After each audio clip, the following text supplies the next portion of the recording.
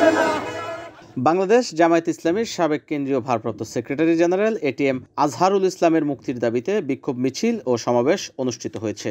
মঙ্গলবার 18 ফেব্রুয়ারি বিকেলে কেন্দ্রীয় কর্মসূচির অংশ হিসেবে নারায়ণগঞ্জ মহানগরী জামায়াত ইসলামী ও নারায়ণগঞ্জ জেলা জামায়াতের উদ্যোগে দলের হাজার হাজার নেতাকর্মীর অংশগ্রহণে একটি মিছিল বের হয়।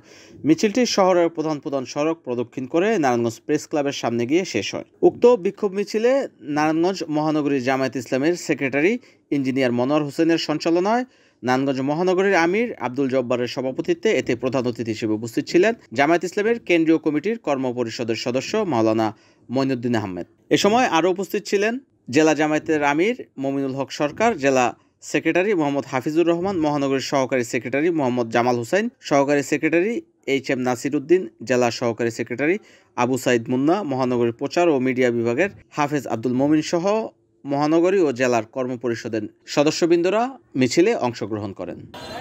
আপনারা জানেন 5 আগস্ট পর থেকে আমরা এক এক করে 6 মাস 10 দিন আমরা অপেক্ষার প্রহর গুনেছি, কিন্তু এখনো পর্যন্ত আমাদের প্রিয় নেতা মজলুম জননেতা এটিএম আজহারুল ইসলাম ভাইয়ের এখনো মুক্তি দেওয়া হয় না।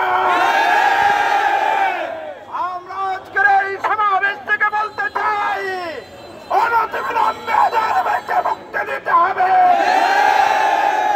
আমরা বৈষম্য মুক্ত করার জন্য 5 আগস্ট ছাত্র জনতা কাঁধে কাঁধ মিলিয়ে লড়াই করে হাসিনা মুক্ত বাংলাদেশ গড়েছিলাম। কিন্তু বাংলাদেশ থেকে এখনো বৈষম্য দূরীভূত হয়নি। এই বলতে চাই, সেই জায়গা থেকে অনতিবিলম্বে আজহার ভাইকে মুক্তি দিতে হবে।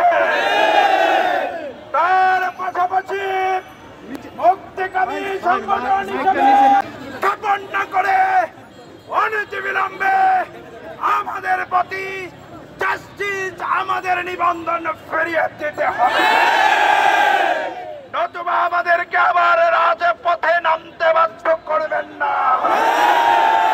আমাদেরকে ফাঁসি দিয়ে জেলে ভরে মামলা করে আমাদেরকে স্তব্ধ করা চাইবে। সুতরাং কোন বৈষম্য দিয়ে আমাদের আন্দোলনকে দাবিয়ে রাখা যাবে না। NN TV, Narayanganj.